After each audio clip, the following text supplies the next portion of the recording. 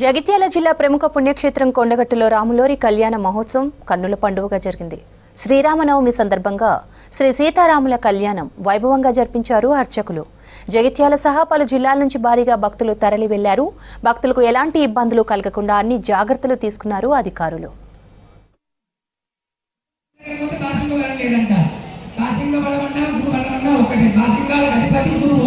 అది బ్రాహ్మణులు చెప్పేటువంటి పద్ధతి, గురు బలం లేదు. పెద్ద మనుషులు చెప్పేటువంటి పద్ధతి బాసింగ బలం లేదు. రెండు ఒకటే. అలాంటి ఇది వాస్తవానికి ఆగమంలో లేనప్పటికీ కూడా లోకాచారాన్ని అనుసరించి సీతారాములు బాసింగ ధారణ చేస్తున్నారు. గోవిందా